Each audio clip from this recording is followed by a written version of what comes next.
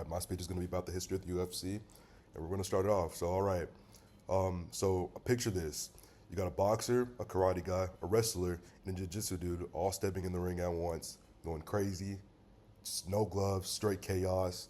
That was the beginning of the UFC, and today I'm going to talk about how the UFC started, basically, and I'm going to break it down in three parts: how it started, how it became legit, and then how it blew up. And so let's kick it off with the crazy idea that came.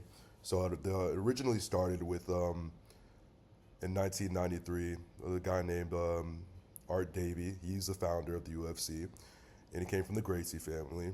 At first, there were basically no rules, no gloves, no rounds, no weight class. It was just let's see whose fighting style is the best.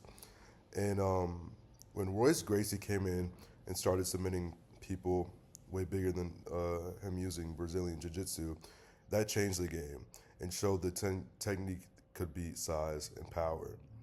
But yeah, it was kind of like a street fighting cage. It's super raw. And the raw style was entertaining, but it brought a lot of problems, especially with people in power. And the second main point, the rise of the regulation and legitimacy. And so in the late 90s, politicians, especially Senator John McCain, were not feeling it. And they called it human cockfighting.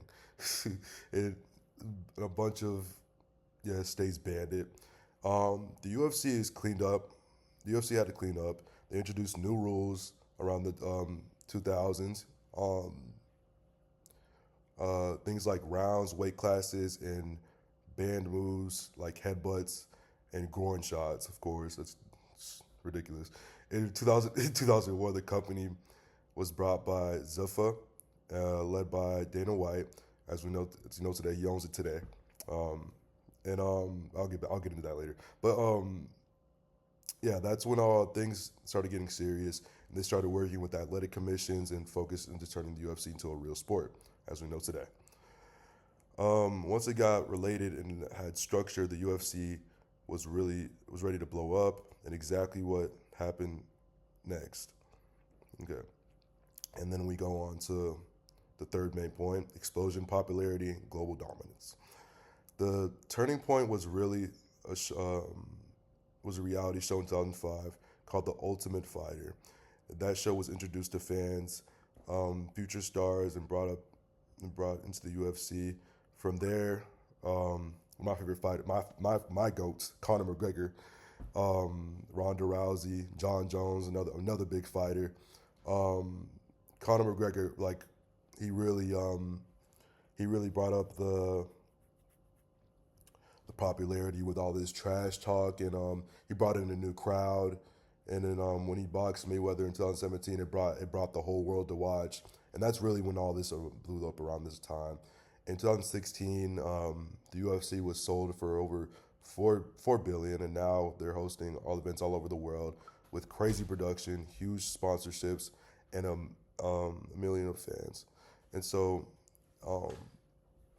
yeah, the UFC came a long way.